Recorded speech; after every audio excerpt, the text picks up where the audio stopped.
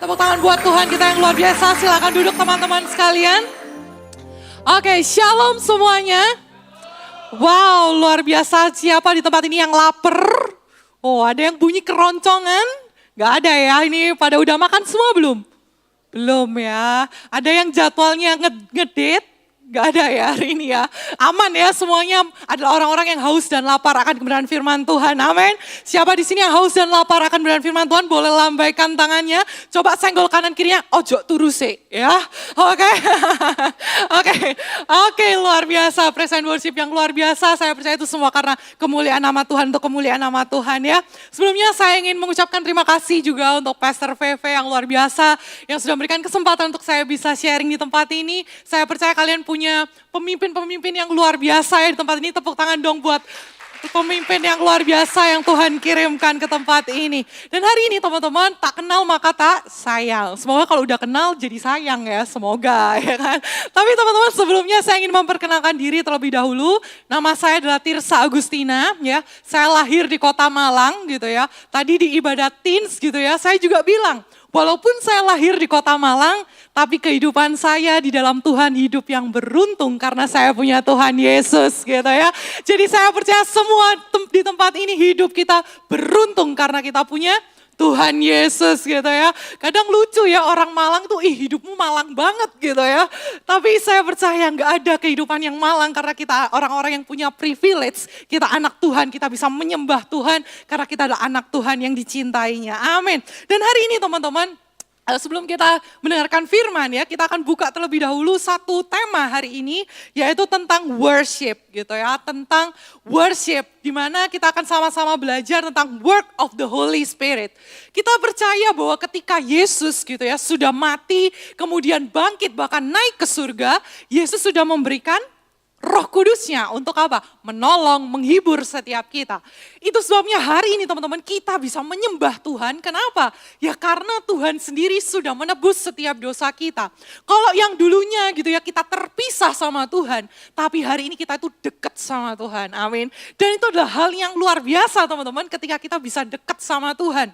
Itu sebabnya hari ini kita belajar kenapa sih kok kita itu perlu menyembah Tuhan, apa sih kegunaannya kita itu bisa menyembah Tuhan. Nah sebelumnya saya percaya teman-teman hari ini mungkin ada yang datang dengan galau gitu, ada? Gak ada ya. Saya sempat ngobrol tadi siang sama Michael gitu ya, Pastor Michael ya kan, Michael ya ngomongnya ya. Oke, nah kita ngobrol terus aku bilang gini, aduh gimana ya, saya itu usianya, ada yang bisa nebak gak usianya berapa? Hah? Berapa? Tolong diulang, berapa? Berapa guys? Ya, tadi saya juga ngobrol sama Pastor VV, kalau di Malang sebenarnya usia youth itu 15 sampai 25. Tapi puji Tuhan loh, kalau di sini saya tuh masih usia youth ya teman-teman ya. Jadi saya usia 28 tahun gitu ya, wow puji Tuhan gitu ya. Saya seangkatan sama Pastor VV gitu ya, sama Michael juga gitu ya. Dan hari ini teman-teman saya percaya kalau mungkin kalian datang gitu ya galau, ada di sini yang STMJ. STMJ itu apa? Semester 3 masih jomblo. Ada? Oh, atau ini STMJ yang lain ya. Semester 7 masih jomblo. Ada? Oh gak ada ya, oh, puji Tuhan ini udah punya partner semua ya. Mungkin cuman saya di tempat ini ya. Tapi gak apa-apa, saya percaya bahwa walaupun kita single, tapi kita gak alone di dalam Tuhan ya. Tepuk tangan dong para kaum single. Wow. Oke, tapi teman-teman satu hal yang menarik kita mau sama-sama belajar gitu ya. Di tengah kegalauan kita, pastikan kita punya kehidupan, gaya hidup yang tetap menyembah Tuhan. Ayatnya teman-teman ya kita buka terlebih dahulu. Di Yesaya pasal yang ke-43 ya.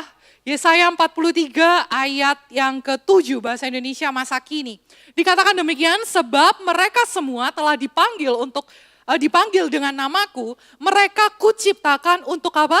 Mengagungkan aku. Nah, kata mengagungkan teman-teman, kalau dalam bahasa Ibraninya itu ada namanya nih kabat atau kabet.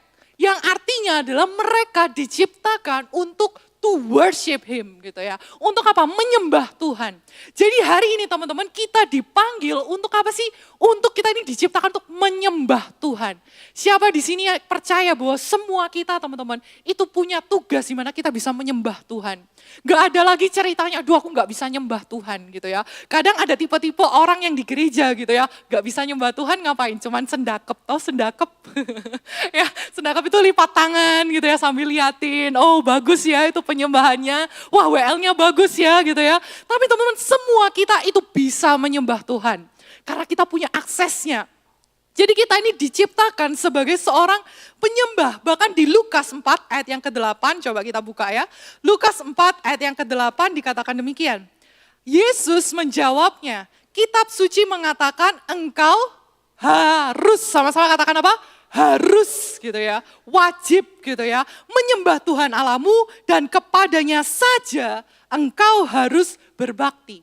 Dari ayat ini kita tahu teman-teman, kita ini harus menyembah Tuhan. Kalau kita nggak menyembah Tuhan, bisa jadi kita berarti menyembah Tuhan yang lain gitu ya. Artinya apa teman-teman? Kita bisa kadang-kala kalau kita nggak menyembah Tuhan, jangan-jangan kita menyembah apa? Menyembah uang mungkin ya. Menyembah apa lagi? Mungkin menyembah popularitas kita gitu ya. Wah semakin banyak view kita, wah semakin mantap gitu ya. Atau misalnya kita merasa kita menyembah hal-hal, ada orang-orang yang menyembah pohon gitu ya. Ada orang-orang yang mungkin menyembah benda-benda yang mungkin dikultuskan gitu ya. Mereka menyembah hal-hal itu, kenapa? Karena mereka pikir hal-hal ini yang bisa menolong mereka. Tahu nggak, ada satu hal yang mungkin anak-anak muda gitu ya, itu kadang jatuh dalam hal ini. Kadang kita memang di gereja menyembah Tuhan, tapi tahu nggak, kadang-kala kita bisa menyembah hal yang lain. Coba next nih, ada sebuah survei teman-teman.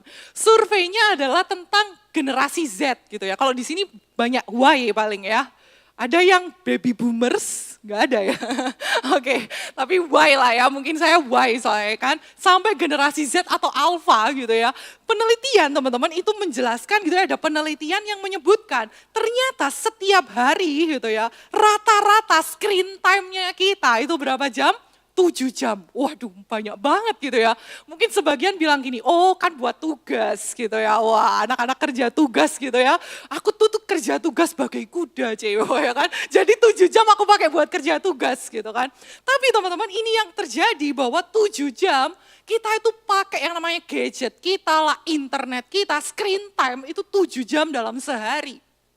Dan bahkan ya, coba next lagi ya, daily time-nya nih, kalau di Indonesia gitu ya, di Indonesia penelitian menyebutkan bahwa spend time-nya untuk next coba, spend time-nya yang untuk internet itu juga sama gitu ya, 7 jam. Tapi kemudian ada yang bilang gini, 3 jam untuk sosial media, itu ya yang kuning spend time using social media 3 jam teman-teman. Wah itu adalah hal yang banyak apa sedikit sih? Oh jangan-jangan gak agree nih kalau banyak ya makainya 3 jam, dikit sih itu, biasanya aku 5 jam gitu ya. Tapi teman-teman 3 jam adalah hal yang banyak gitu ya, durasi yang cukup lama gitu loh. Ketika kita pakai sosial media kita, jangan-jangan teman-teman kita itu enggak lagi yang namanya menyembah Tuhan, tapi kadang-kadang kita menyembah yang namanya handphone gadget kita. Bangun pagi ku terus mandi, itu zaman dulu ya. Tapi zaman sekarang apa? Bangun pagi ku terus lihat notif, wah ya kan, lihat notif dulu dong ya kan kemarin habis pamitan good night ya kan, siapa tahu udah good morning ya kan. Tapi itu yang terjadi teman-teman, kita lebih kalau orang-orang itu bilang jangan-jangan istri pertama itu handphone gitu ya, karena yang dilihat terlebih dahulu apa? Handphone kita.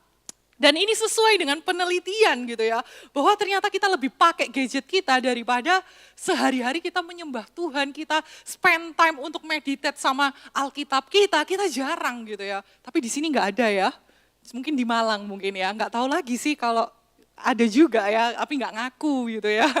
Tapi ini yang terjadi teman-teman ya.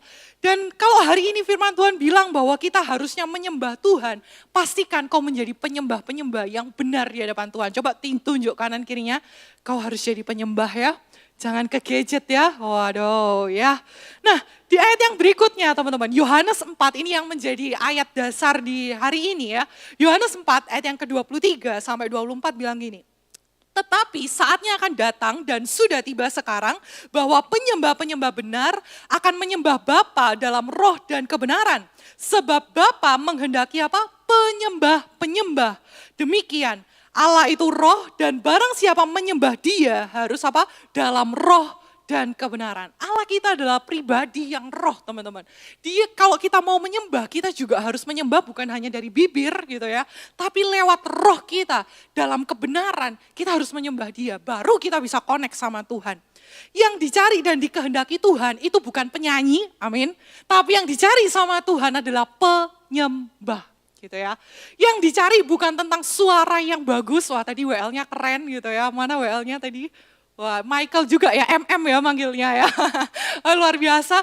Tapi saya percaya MM nyanyi dengan roh ya, betul ya. Mantap, puji Tuhan, dengan urapan gitu ya. Dan hari ini teman-teman bukan bicara soal kita harus jadi song leader gitu ya. Tapi kita percaya kita mau worship Him, kita mau jadi worship leader. Dimana kita mau apa sih? Kita jadi orang yang bisa menyembah Tuhan dalam roh dan kebenaran. Bukan soal nada yang bagus gitu ya, suara yang bagus gitu ya.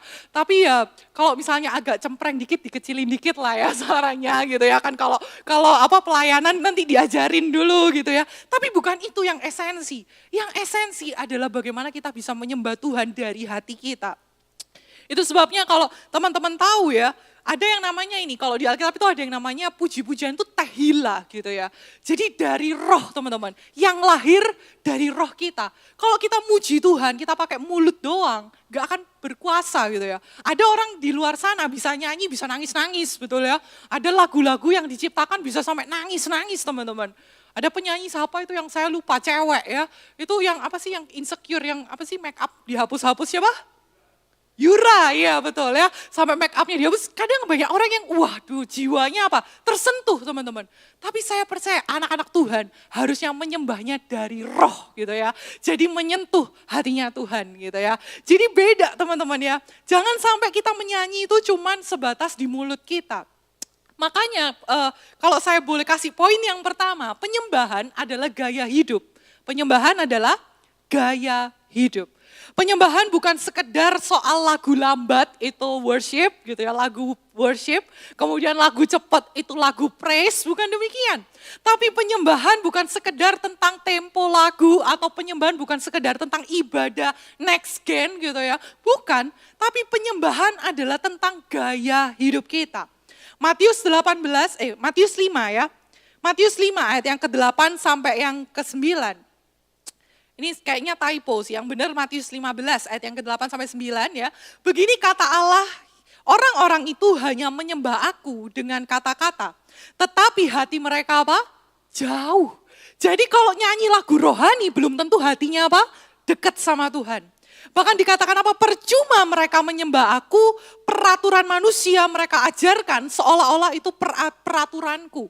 Jadi teman-teman kadang kita bisa menyembah pakai mulut kita suara yang bagus, tapi jangan-jangan hati kita gak deket sama Tuhan.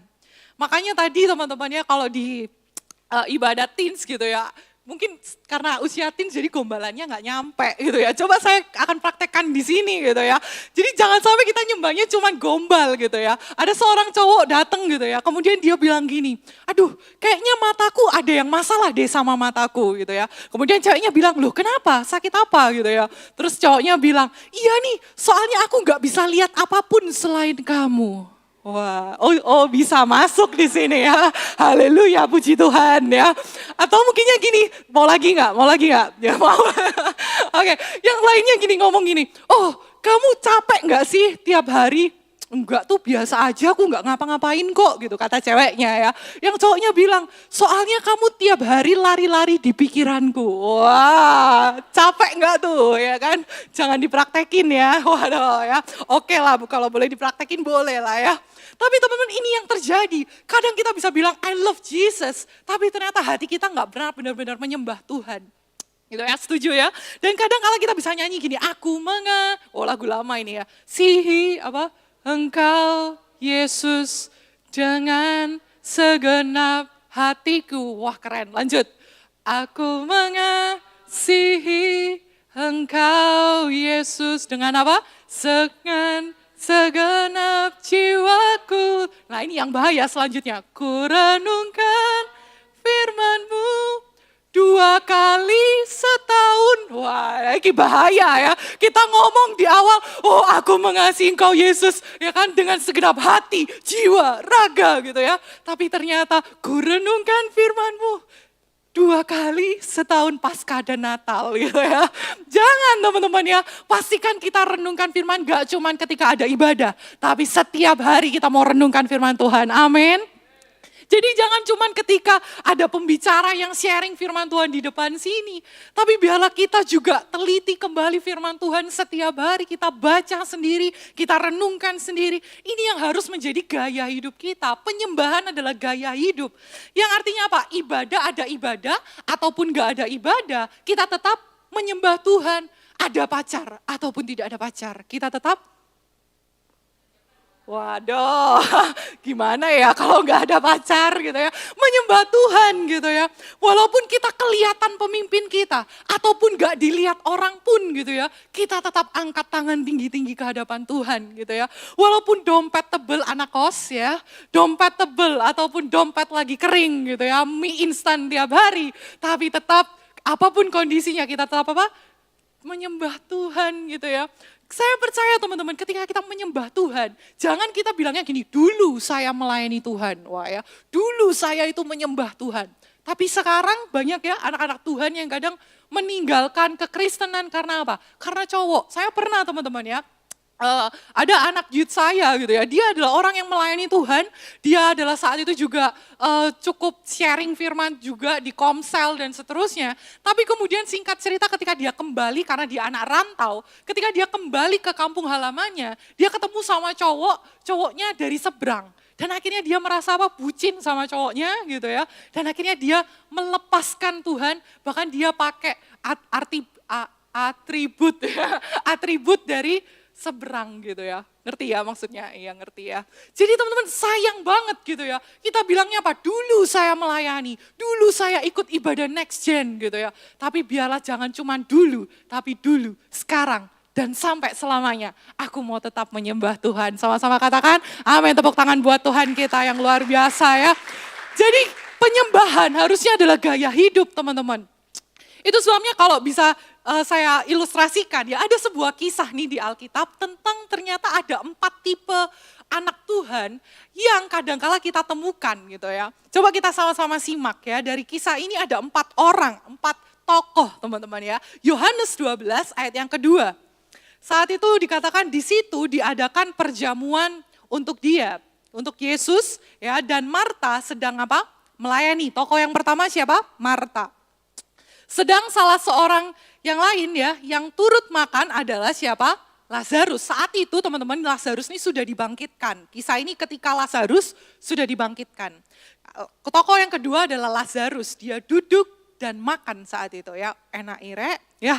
Oke, ayat yang ketiga ya. Maka Maria mengambil setengah kati minyak narwastu yang mahal harganya. Lalu meminyaki Yesus dan menyekanya dengan rambutnya dan bau semerbak di seluruh rumah itu. Ada tokoh siapa lagi yang ketiga? Maria. Yang keempat ya ayat berikutnya. Tetapi Yudas Iskariot, seorang dari murid Yesus yang akan segera menyerahkan dia, berkata, mengapa minyak narwastu ini tidak dijual 300 dinar dan uangnya diberikan kepada orang miskin. Jadi dia protes gitu ya. Padahal ya ternyata dari zaman dulu sampai sekarang banyak orang yang kepo ya, suka campur urusan orang gitu ya. Uang-uangnya perempuannya gitu ya. Tapi yang komen Yudas Iskariot saat itu ya. Tapi ya ini teman-teman, ada 4 tokoh yang menarik dari kisah ini gitu ya. Yang pertama tadi ada yang namanya Marta. Dia adalah yang pertama nih ya, Marta adalah tipe orang yang pelayan yang sibuk gitu ya. Kalau kita tipe yang pertama teman-teman adalah ada orang-orang yang sangat sering dicari gitu ya. Kenapa? Karena dia adalah orang-orang yang all out buat Tuhan, dia melayani Tuhan dengan sungguh-sungguh. Ada yang salah nggak dari ini? Nggak ada yang salah, ini adalah hidup yang luar biasa juga ketika Maria ini melayani Tuhan. Tapi yang menjadi masalah teman-teman dari tipe yang pertama yaitu tipe pelayan adalah godaannya apa? Ketika dia kadang-kala menggerutu sama Tuhan gitu ya. Kita tahu Maria pernah menggerutu apa? Dia pernah bilang, Tuhan aku ini melayani gitu ya. Tolong dong surut saudaraku itu untuk bantu aku. aku melayani sendirian. Betul ya? Jadi dia protes sama Tuhan, dia merasa aku tuh sibuk, bahkan aku tuh sendirian ngelayani Tuhan, kok bisa-bisanya Maria itu gak bantu aku. Dan itu yang terjadi teman-teman. Tipe yang pertama adalah tipe pelayan. Tapi jangan sampai teman-teman salah fokus gitu ya. Kita boleh melayani Tuhan. Tapi jangan sampai kemudian kita merasa menggerutu sama Tuhan gitu ya. Merasa kita paling oke, paling jago gitu ya. Merasa kita yang harusnya paling diberkati karena kita melayani Tuhan gitu ya. Jangan sampai demikian. Ada satu orang berkata, oh kalau melayani itu pasti lebih diberkati. Salah teman-teman ya. Karena apa? Yang melayani teman-teman, saya percaya bahwa orang-orang yang gak pelayanan pun, tapi kalau misalnya hatinya benar-benar sungguh-sungguh sama Tuhan, saya percaya Tuhan juga akan memberkati, karena pelayanan gak cuma di gereja, tapi alangkah baiknya kalau teman-teman bisa melayani di tempat ini, amin ya. Nah, jadi tipe yang pertama adalah tipe pelayan. Yang kedua adalah Lazarus, teman-teman. Dia ngapain sih tadi? Udah habis dibangkitin gitu ya, dari antara orang mati, dia ngapain? Duduk dan makan gitu ya. Jadi dia adalah tipe penikmat gitu ya. Tipe yang apa? Cuman kerjaannya pasif teman-teman. Kerjaannya apa? Ya udah menikmati aja gitu ya. Kalau misalnya mungkin ikut Tuhan gitu ya, dia adalah tipe-tipe yang pasif, yang ya udah pokoknya mengalir aja gitu ya. Pokoknya aku nggak perlu lakuin apa-apa, pokoknya hidupku benar, aku nggak perlu jadi berkat, aku nggak perlu sibuk untuk melayani gitu ya. Pokoknya aku akan makan dengan Yesus gitu ya saat itu. Itu yang terjadi, Lazarus adalah tipe penikmat yang pasif gitu ya. Tapi teman-teman ada yang berikutnya, yang ketiga gitu ya, adalah Maria. Maria ini adalah tipe yang penyembah gitu ya. Kenapa saya bisa bilang Maria adalah tipe penyembah? Karena teman-teman penyembahan kita itu bisa dilihat dari actionnya kita, setuju? Kalau kita hatinya menyembah, actionnya yang muncul adalah sikap di mana dia benar-benar sungguh-sungguh bisa memberikan semua hal dari hidupnya untuk Tuhan. Hari itu dia memberikan apa? Setengah kati minyak, narwastu murni yang mahal harganya. Kalau firman Tuhan bilang mahal, itu beneran mahal. Larang guys ya, larang ini ya. Jadi beneran mahal gitu ya. Dan yang luar biasa teman-teman, kalau teman-teman baca dari perikop yang sebelumnya, Maria itu gak cuman kasih minyak narwastu, tapi sebelumnya dia ini juga pernah kasih minyak mur gitu ya. Jadi teman-teman, Maria adalah tipe yang benar-benar menyembah Tuhan dengan apa? Memberikan segala hal yang mahal dalam hidupnya. Bahkan dia menyekanya dengan apa? Rambut. Rambut buat seorang perempuan pasti adalah hal yang susah lah ya. Ini kan apalagi cewek-cewek kalau styling rambut berapa lama? Waduh, saya ini styling rambut itu ya. Berapa lama? Lama ya, jadi cowok-cowok mohon sabar ya. Kalau ceweknya lagi styling gitu ya, mohon sabar gitu ya, harap tenang gitu ya. Karena ini yang terjadi, dia menyeka dengan rambutnya, mahkotanya gitu ya. Harga dirinya teman-teman itu harusnya kalau perempuan ada di rambut gitu ya. Tapi itu yang dia lakukan, dia memberikan semua hal yang dia punya. Ini adalah ekspresi penyembahan di mana dia sungguh-sungguh di hadapan Tuhan. Dan tapi teman-teman ada tipe yang keempat gitu ya. Lalu Yudas Iskariot ini tipe apa? Ada yang tahu tipe apa? Tipe adalah tipe pengkritik teman-teman ya. Jadi dia adalah orang-orang yang sukanya apa? Judge orang. Oh aku kan udah lebih dahulu Kristen gitu ya. Ya pastilah Tuhan tolong aku duluan. Dia nggak dapat pertolongan. Kenapa? Dia soalnya perginya nggak pernah posting di sosial media ayat Alkitab sih beda sama aku gitu ya. Atau misalnya ada tipe-tipe yang mengkritik teman-teman. Dan Yudas Iskariot hari itu apa? Mengkritik seorang perempuan yang adalah menyembah Tuhan dengan sungguh-sungguh. Dia ngeritiknya apa? Ngapain sih kamu mahal-mahal buang-buang uang gitu ya. Tahu gitu apa? Mending dijual dikasih orang miskin. Tapi sebenarnya dia nggak beneran kasih orang miskin gitu ya. Karena di otaknya dia cuma berpikir apa? Untung dan rugi gitu ya. Percuma, pemborosan. Itu yang terjadi. Tapi teman-teman biarlah hari ini kita nggak jadi tipe yang pengkritik. Amin. Kadang ketika ada hamba Tuhan gitu ya, saya baca dari sebuah artikel dari D.L. Moody gitu ya. D.L. Moody ini ngomong gini, repot gitu ya kalau jadi hamba Tuhan. Kenapa? Karena kadang ketika ada orang yang memberitakan firman, kalau firmannya terlalu cepat, dibilang apa? Wah, gak ada bahan, ya kan? Kalau misalnya firman Tuhannya kebanyakan ilustrasi gitu ya, walah gak ada firman Tuhan nih gitu ya. Kalau misalnya firman Tuhannya panjang gitu ya, gak ada ilustrasinya, salah lagi gitu ya. Tetap aja salah gitu ya. Ngomongnya apa? Oh gak asik, gak ada lucu-lucu weblas gitu ya, bosen dan seterusnya gitu ya. Gak ada yang benar gitu ya di mata tipe-tipe pengkritik ini. Tapi biarlah hari ini teman-teman, kita mau jadi tipe yang sama seperti Maria, amin.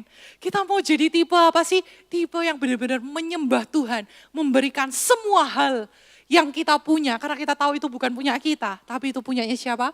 Tuhan kita Yesus Kristus. Kita bisa kasih waktu kita, pikiran kita, apapun yang mungkin selama ini kita kasih tembok Tuhan, jangan ganggu area ini ya Tuhan. Tapi kita mau serahkan ke Tuhan, Tuhan aku percaya apapun masa depanku aku juga mau serahkan di hadapan tangan Tuhan. Aku mau tetap menyembah Tuhan dalam roh dan kebenaran. Itu yang harus kita responi teman-teman. Itu sebabnya yang pertama tadi kita belajar ya, bahwa penyembahan adalah tentang gaya hidup teman-teman. Yang kedua ya, kita cepat aja ya, penyembahan, bicara soal penyembahan, itu adalah tentang ini, penyembahan itu akan penuh kuasa. Apa? Penuh kuasa. Ketika kita menyembah Tuhan teman-teman, kita itu saya percaya bahwa roh Tuhan itu akan memenuhi hidup kita dan itu berkuasa teman-teman. Saya tulis di sini when you enter God presence gitu ya, with worship, He enters your circumstances with apa? Power. Ini yang terjadi teman-teman, ketika kita itu masuk dalam hadirat Tuhan dengan penyembahan kita percaya Tuhan yang kita sembah itu masuk dalam setiap hal dalam situasi kita yang gak baik. Dan Tuhan itu memberikan kuasa untuk apa? Bisa mengubahkan situasi kita, amin. Mungkin situasinya bisa gak berubah teman-teman ya. Tapi Tuhan kasih kekuatan buat setiap kita. Mungkin situasinya masih pahit, masih hancur, masih berantakan. Tapi kita masih bisa punya kuasa, kita masih bisa punya kekuatan, sukacita dan damai sejahtera. Siapa di sini yang percaya kita mau terima itu semua, kita mau menyembah Tuhan dalam roh dan kebenaran. Amin. Itu sebabnya hari ini pastikan kita gak bingung lagi cuman sekedar how to worship Him gitu ya. Tapi pastikan kita tahu why kita harus menyembah Tuhan. Karena kalau kita menyembah Tuhan, kita jadi anak-anak yang punya kuasa. Paulus dan Silas kita tahu bagaimana ketika mereka memuji menyembah Tuhan. Ketika mereka ada di penjara teman-teman, ternyata apa? Belenggunya dihancurkan. Mereka terbebas gitu ya, ada gempa bumi yang hebat, pintu terbuka, rantai terlepas. Dan bahkan gak cuma dia dibebaskan, tapi ternyata apa? Ada hal yang luar biasa gitu ya, ketika ada penyembahan, ternyata kepala penjara itu juga bertobat dan diselamatkan. Wah, bukankah ya sesuatu kuasa yang luar biasa teman-teman? Itu sebabnya ketika kita menyembah, sebenarnya kita itu lagi declare, lagi proklaim janji Tuhan. Karena kita percaya teman-teman menyembah Tuhan. Kita itu percaya bahwa janji Tuhan ya dan amin buat setiap kita. Amin ya. Itu sebabnya ketika menyembah Tuhan, ketika Tuhan hadir, sesuatu yang besar pasti terjadi. Amin. Dan ketika Tuhan hadir teman-teman, kita juga percaya bahwa kuasa gelap dihancurkan. Amin. Ada ayatnya teman-teman, 1 Samuel 16. Ayat yang ke-23 ya, di bahasa Indonesia masa kini bilang gini, datanglah seorang kepala rumah ibadat yang bernama, 1 Samuel 16 ayat yang ke-23, Sejak itu setiap kali Saul didatangi oleh apa? Roh jahat itu, Daud ngapain? Mengambil kecapi ya, dan memainkannya, yang pasti dia juga menyembah Tuhan, memuji Tuhan. Lalu apa yang terjadi? Saul merasa tenang, ada damai sejahtera dan nyaman gitu ya. Karena ditinggalkan oleh roh jahat itu. Makanya teman-teman, kalau mungkin hari ini ada keluarga kita yang sakit, kita doakan, kita mau menyembah Tuhan dan kita percaya roh gelap, kuasa gelap itu akan dihancurkan karena kita menyembah Tuhan kita yang ajaib. Amin. Ini yang terjadi dan ini nyata teman-teman ya, penyembahan itu penuh kuasa. Yang ketiga teman-teman, yang terakhir, penyembahan, ya bicara soal penyembahan yang sejati itu akan diuji. Sama-sama katakan apa? Diuji. Kenapa teman-teman? Ada satu kisah di Alkitab ya. Ketika kita menyembah Tuhan ya, kadangkala pasti masalahnya hilang gak sih? Gak hilang gitu ya. Masalahnya kadang tetap ada. Kita berkata Tuhan pasti tolong aku, mujizat pasti terjadi, tapi kadangkala masalahnya masih ada. Dan kadangkala itu yang menjadi ujian, apakah penyembahan kita itu benar-benar sejati enggak sih di hadapan Tuhan? Atau kita cuma menyembah ketika ada maunya. Nah, ada satu kisah teman-teman di Alkitab, saya akan tutup dengan kisah ini ya. Di Markus 5 ayat yang ke-22. Di kisah ini teman-teman ada satu orang yang bernama Yairus gitu ya. Datanglah seorang kepala rumah ibadat yang namanya Yairus. Kemudian Yairus ini tersungkur gitu ya, ada bentuk di mana dia benar-benar menyembah Tuhan kita. Dia tersungkur, ia di depan kaki Yesus dan memohon dengan sangat kepadanya. Anakku perempuan sedang sakit, hampir mati. Bukankah hari-hari ini gitu ya, kita mengalami situasi yang mungkin dalam tanda kutip hampir mati. Harapannya enggak ada, masa depannya enggak ada, hampir mati Tuhan. Kita melakukan apa? Penyembahan sama seperti Yairus. Kita doa, kita memuji Tuhan, kita tersungkur di hadapan Tuhan. Tuhan, anakku hampir mati. Saat itu Yairus berkata, hampir mati, datanglah Tuhan kiranya dan letakkanlah tanganmu atasnya supaya ia selamat. Kemudian ayat yang berikutnya, ketika Yesus masih berbicara, datanglah orang dari keluarga kepala rumah ibadat itu dan berkata apa? Anakmu telah mati, sudah mati. Dan apa perlunya lagi engkau menyusahkan guru? Jadi saat itu teman-teman ada orang Yairus ini, dia minta pertolongan, dia sudah menyembah Tuhan, dia tersungkur. Tapi saat itu teman-teman ketika dia dalam perjalanan ya, Yesus lagi jalan bersama dengan Yairus ke rumahnya. Ternyata tahu enggak yang terjadi? Coba buka lagi ayatnya yang tadi. Ketika Yesus masih berbicara, tahu enggak bicara sama siapa?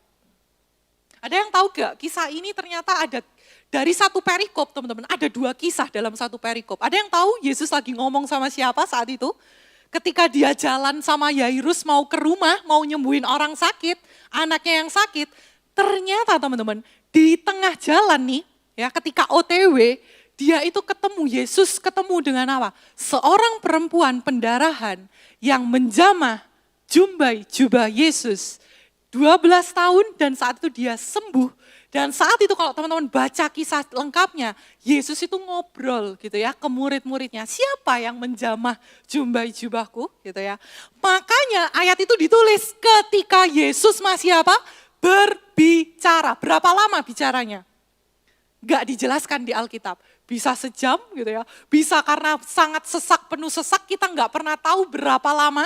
Bisa saja Yesus masih ngomong nih sama perempuan pendarahan, kamu kenapa kok menjamah jubahku, wah imanmu luar biasa, dia masih ngomong gitu ya. Tapi pertanyaannya teman-teman, saat itu ada seorang yang datang dari rumah, dia berkata, wes lah gak usah nyusakno guru, anakmu lo wes mati. Teman-teman kalau kita dengar itu, bisa nggak kita tetap menyembah Tuhan? Wah sulit teman-teman ya, waduh. Kalau kita bisa bayangkan Yairus seolah-olah tokoh utama apa tokoh second lead? Tokoh utama dong, di awal dia duluan, betul nggak? Kita kadang bilang gitu ya, Tuhan kan aku duluan. Tapi yang disembuhin duluan siapa? Anak Yairus atau perempuan? Perempuan duluan. Kadang kita seolah-olah menjadi tokoh utama dalam hidup kita. Tapi kadang-kala kita berpikir apa? Kok orang lain duluan nih yang ditolong? Mana bisa aku menyembah Tuhan kalau kayak gini caranya? Tapi teman-teman yang menarik adalah ada satu perenungan yang saya renungkan. Kalau kisahnya dirangkum teman-teman ya, saya rangkum aja. Setelah ada orang-orang yang berkata, ngapain kamu nyusahin guru? Ketika itu Yesus akhirnya ngomong apa? Jangan takut, percaya aja. Dan saat itu akhirnya mereka melanjutkan perjalanan sampai ke rumah. Akhirnya di rumah ya, orang banyak menertawakan Yesus. Waduh, udah dibilang ngapain nyusahin guru, ditertawain lagi. Situasi yang gak enak teman-teman. Tapi yang terjadi apa? Yesus tetap bisa berkata talita kum dan anaknya bangkit teman-teman. Tapi saya nggak mau bahas tentang kesembuhannya, tapi saya mau bahas gini, kalau kita renungkan sama-sama kisah Yairus dan perempuan pendarahan, saya mau tanya sekarang, coba direnungkan. Saat perempuan pendarahan 12 tahun lagi ngobrol sama Yesus, bisa nggak sih si Yairus ini pergi pulang duluan? Bisa? Bisa. Pertanyaannya teman-teman, di Alkitab, ya, di manakah Yairus ketika Yesus masih ngomong? Di mana? Apakah dia pulang duluan, hang out duluan? Bentar ya Tuhan, Tuhan kan masih repot. Aku tak duluan. Soalnya apa? Anakku hampir mati. Kira-kira Tuhan marah nggak? Mungkin nggak marah gitu ya. Karena apa? Ya anaknya sudah hampir mati gitu ya. Tuhan nyusul lo ya, Tuhan aku tak duluan, tak tunggu di rumah. Betul? Bisa nggak dia bilang gitu? Bisa. Tapi yang terjadi kalau teman-teman baca secara teliti, ternyata dia nggak pernah yang namanya meninggalkan Yesus duluan, pulang ke rumah duluan. Tapi dia tetap ada di mana? Di mana Yairus saat itu? Yairus tetap berada di samping Yesus. Ketika perempuan pendarahan tadi minta tolong sama Tuhan, dia disembuhkan, Yesus masih sibuk seolah-olah dalam tanda kutip sibuk. Tapi Yairus tetap gak beranjak di samping Yesus. Yang artinya teman-teman, posisi di mana dia mau tetap stay di sebelah Yesus adalah posisi yang menunjukkan apa? Hidup dia ketika dia menyembah Tuhan, ketika dia diuji, dia tetap berkata, ya Tuhan, aku mau tetap stay dan percaya. Gak gampang teman-teman ya. Tapi ini yang harus menjadi respon setiap kita. Biarlah kita penyembahan kita tetap apa? Ketika diuji kita mau tetap berkata, yes Tuhan aku percaya Tuhan Yesus baik. Dan kita juga percaya teman-teman, kalau teman-teman baca di akhir kisah, anaknya teman-teman, anak Yairus yang hampir mati tadi usianya berapa? 12 tahun. Seolah-olah plot twist ya, hampir sama ya, sama-sama angka 12 gitu ya. Tapi kita bisa bayangkan kalau kita jadi Yairus, waduh podo-podo 12 sih gitu ya. Tapi dia tetap memilih untuk stay bersama dengan Tuhan. Kenapa? Karena dia tahu walaupun dia mau pergi duluan, dia kepingin nyelesain masalahnya duluan. Tapi kalau dia tanpa Yesus, gak berjalan sama Yesus, dia tahu percuma. Hari ini teman-teman kita belajar, bicara soal penyembahan. Penyembahan adalah gaya hidup kita. Yang kedua, kita belajar bahwa penyembahan teman-teman, itu adalah menghasilkan kuasa. Dan yang ketiga, penyembahan akan diuji. Dan biarlah hari ini ketika diuji teman-teman, kita mau tetap bertahan. Kita mau tetap menghampiri tahta kasih karunia Tuhan dengan percaya, yes Tuhan, aku mau menyembah Engkau karena Yesus baik buat hidupku. Sama-sama katakan amin. Amin. Saya boleh panggil pemain musik buat maju ke depan.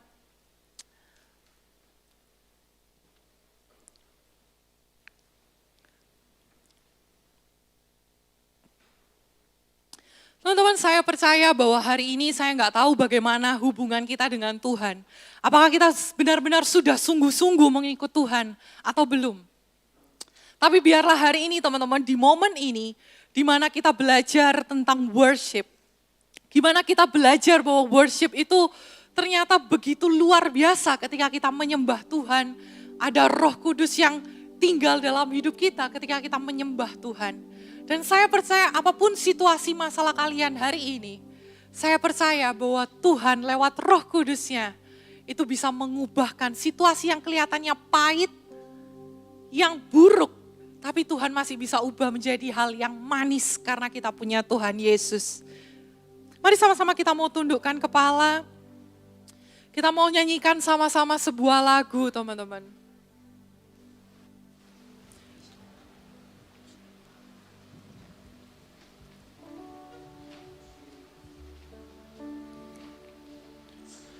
Kita percaya teman-teman ya, saya akan bukakan satu ayat. Di Ibrani 4 ayat yang ke-16 berkata demikian. Sebab itu marilah kita dengan penuh keberanian menghampiri tahta kasih karunia. Supaya kita semua next gen menerima rahmat dan menemukan kasih karunia untuk mendapatkan pertolongan kita pada waktunya. Teman-teman, biarlah hari ini kalau engkau merasa gak layak untuk nyembah Tuhan, engkau merasa penuh dosa, di mana ada dosa yang tersembunyi, engkau merasa Tuhan kok gak selesai-selesai ya Tuhan hidupku, banyak orang yang menyakiti, banyak orang yang mungkin meninggalkan. Tapi teman-teman, satu hal yang pasti, ketika kita dengan penuh keberanian menghampiri tahta kasih karunia Tuhan, menyembah Tuhan, kita percaya bahwa Tuhan yang penuh kasih itu akan memberikan pertolongan kita. Amen. Tepat pada waktunya. Amen. Karya Roh Kudus, work of the Holy Spirit, itu masih terjadi. Yes. Mujizat Tuhan ketika kita menyembah Tuhan, itu masih terjadi. Amen. Kesembuhan masih terjadi. Amen. Apapun yang kita butuhkan hari ini, biarlah kita mau menyembah Tuhan.